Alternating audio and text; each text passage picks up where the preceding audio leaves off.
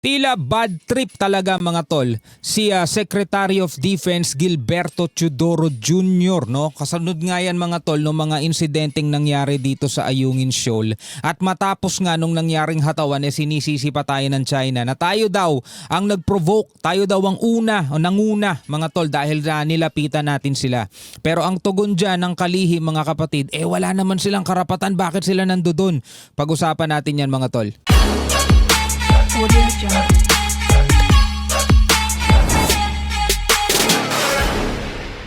Magandang araw sa inyong lahat. Welcome ulit sa ating bagong video reaction, review, commentary, opinion, criticism at kung ano-ano pa. Etong pag-uusapan natin. Ito'y para sa ating mga Pilipino. No, regardless kung ano nga politika ang sinusuportahan mo, kung anong kulay ang sinusuportahan mo, lagi ko nga sinasabi, sana pagdating sa usapin ng ating soberanya, iisa lang ang kulay natin. Totally, isa lang naman ang bandila natin eh. Not unless ikaw ay Pilipino pero bandila ng China winawagayway mo.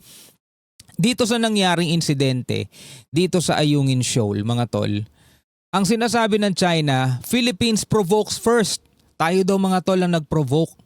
Nilapitan daw natin sila eh. Pero in the first place mga tol, anong ginagawa nila doon? Yun kasi yung mahalagang tanong eh. Anong ginagawa nila sa area na yun? Hindi sila dapat nandoon. Diba? Bakit sila lumapit doon? Unang-una, napakalayo ng China. Diba? Napakalayo ng China. Tapos alam naman din nila na yung Ayungin Shoal, nandoon yung BRP Sierra Madre, nandoon yung outpost ng ating AFP. Bakit sila lumapit?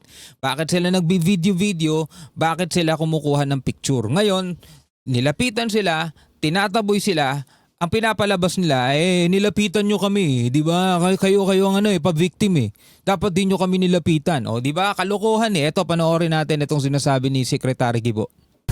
Talaga, hindi dapat nila pakialaman yun. No? Pangalawa, wala silang karapatan talaga na nandoon sila. Tama. Di ba? Sabi sa inyo, bad trip si Secretary. Langya talaga eh. Di ba? Kung ano lang mga tol, kung nakakapagmoral lang to, kung halimbawa yung, kung si Tatay Diggs to mga tol, minura niya yung mga yon. Pero syempre, alam naman natin tropa vibes, tropa pips ni Tatay Diggs si Xi Jinping, so hindi niya mumurahin yun. Pero kumbaga bilang isang Pilipino, 'di ba? Kahit hindi ikaw yung nahataw doon, makita mong ginaganon ka ng mga banyaga, 'di ba nakakainis din mga tol? Lalong-lalo na alam mong 105 nautical miles lang yun mula sa Palawan, which is pasok na pasok doon sa 200 nautical miles na itinatakda ng international law. Na meron pang karapatan ng Pilipinas doon sa 200 nautical miles na yun. At napakalayo na nun sa China kung titignan natin. Hindi na nakapagpigil si Defense Secretary Gilberto Teodoro Jr. sa mga naging pahayag at naratibo ng China kaugnay ng pinakahuling aksyon nito sa West Philippine Sea. Yan tayo daw ang nanguna dyan tayo daw ang nag-provoke. Nitong Martes, matapos ipatawag at kausapin ng Pangulo si Chinese Ambassador Jing Chuan, sinabi ng Chinese official sa isang ambush interview na may construction umano sa BRP Sierra Madre kaya nag-deploy ang Chinese Coast Guard ng mga tauhan upang beripikahin ito. Kung may construction man dito sa BRP Sierra Madre, tama si Secretary Gibo, wala silang karapatan. Diba? Wala silang karapatan dyan dahil nga pasok yan sa 200 nautical miles exclusive economic zone ng Pilipinas. Kumbaga, eto mga tol may karapatan ka bang pakialaman kung merong ipinapagawang bahay, yung kapitbahay mo? Diba? Halimbawa yung kapitbahay mo meron siyang bakanting lote. Kanya yon. Meron ka bang karapatan kung gusto niya magpatayo ng kubo doon? Diba? Kubo nga lang ang hinahalin tulad natin kasi hindi naman tayo magpapatayo ng ng artificial island Kinukumpo nilang mga tol etong BRP Sierra Madre kasi alam naman natin na nabubulok na yan. Siyempre delikado na yan para doon sa mga sundalo natin. Nabubulok na yan sa kalawang, ano ba naman yung halimbawa, ayusin lang nila yung dingding, ayusin lang nila yung sahig at baka isang hakbang na lang nila, bumagsak na sila dyan sa karagatan, di ba? Hindi magawang hatake ng China yan kasi ayaw din nila magsimula ng gera pag ginawa nila yan. Pero ang gusto nila, wag nang komponohin yan para tuluyan ng mabulok yan at gumuho na ng tuluyan mag-isa. At pag nangyari yun, syempre, ang mga sundalo natin mapipilitan i-evacuate yung area na yan. At pag nangyaring i-evacuate na ng Pilipinas yan, dyan ngayon sila papasok at hindi na nila bibitawan yung area na yan. Hindi na tayo makakalapit ulit. Alam na natin yung ganong style eh. Sagot ni Secretary Chodoro, hindi ito kayang patunayan ng Chinese ambassador. Inimbento nila yung enkwentro eh. In-splice nila. Paano ba tayo maniniwala dyan sinasabi niyan? I mean, hindi na ako dapat magpigil eh. Kasi kailangan na meron ng, galit na ang taong bayan. Ang problema mga tol, si Secretary Guibo ay hanggang 2028 lang din. Once na mapalitan ang presidente, dahil alam naman natin nagpapalit tayo every 6 years, sino ang papalit? Diba? Ganon din kaya ang posisyon, diba? Ganon din kaya ang posisyon niya sa Pilipinas, o alam nyo na, minsan may pumapalit pro-China, sana naman no?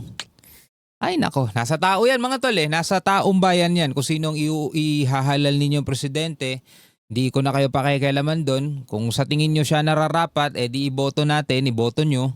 Hindi na natin pwede itong walisin sa ilalim ng silong. No? Lantaran na to eh. Inuunggoy na tayo eh. Walang sinabi ang kalihim sa nilalaman ng provisional agreement sa Ayungin Shoal. Pero mensahe nito sa China, wala silang pakialam sa anumang gagawin ng Pilipinas sa sarili nitong teritoryo. Wala akong alam dun sa provisional understanding. Wala silang pakialam kung anong gawin natin sa teritoryo natin. Tama eh. Hindi na nangahulugan na kinukumpirma ko ang isang bagay o hindi kasi nilalagyan nila na salita yung bibig natin eh. Kita nyo, pag nagsasalita si Secretary Guibo, nakakunot na yun noo. Sad to say, ulitin ko, sad to say, hanggang 2028 lang si Secretary Guibo kasi iba na maa-appoint niyan. Siyempre pag nagpalit ng presidente, hindi ko na kayo papakialaman mga tol ulit kung sino gusto nyong iboto. Ako hindi naman ako namimili ng kandidato eh. Hindi ako namimili ng kandidato. Iboto nyo kung sino yung gusto nyong iboto. So hindi ko kinukumpirma yan. Pero ang sinasabi ko, wala silang pakialam. Binatikos rin ng kalihimang Chinese ambassador dahil ito umano ang unang lumabag sa napagkasunduan na hindi muna isa sa publiko ang nilalaman ng kanilang pag-uusap ni Pangulong Marcos. I believe there was an agreement to embargo the contents of the conversation, but the Chinese ambassador was the first one to violate that embargo by having that ambush interview right after the talk.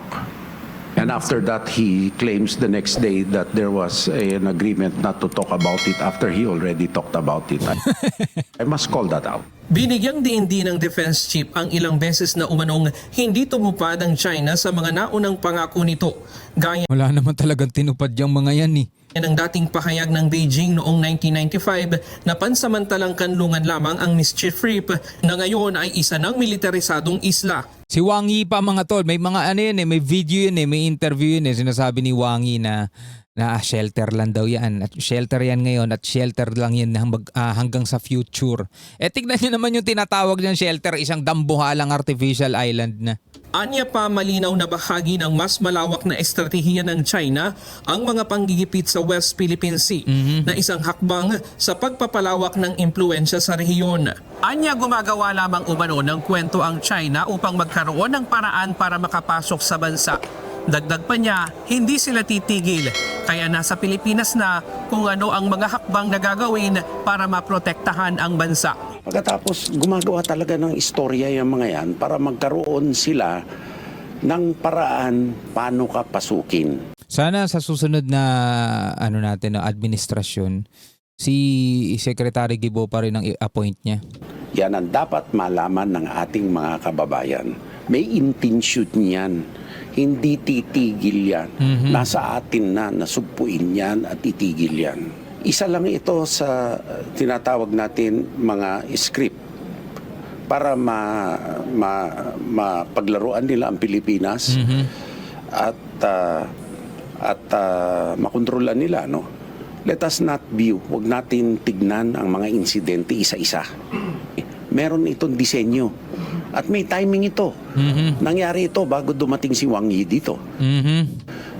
Tapos, pag-alis ni Wang Yi doon, bago dumating dito, nag-release ang foreign ministry nila ng statement na wala daw katotohanan yung arbitral award, wala daw tayo karapatan. So, ano bang klaseng laro ito? Hindi karapat dapat sa Pilipino ito. Ryan Lacan Ang kamalas-malas lang naman talaga ng Pilipinas, mga tol. Dahil sa hinaba-haba ng panahon na nag-e-exist ang Pilipinas, mga tol, hindi tayo umunlad eh. Hindi tayo umunlad, mga tol. No? Tayo'y natulad lang din sa ibang mga bansa na bagamat hindi tayo ganun kahirap tignan, tulad sa ibang mga bansa na may kita mo talaga yung kahirapan dun, grabe. Hindi man tayo ganun tignan, mga tol, pero in reality, hindi talaga tayo umunlad eh. Ay, nako. Ano ang inyong masasabi tungkol dito? Pwede kayo magbigay ng inyong komentaryo. Pwede kayo magbigay ng inyong sariling saloobin dyan sa comment section sa ibaba. Hanggang sa muli. Peace out.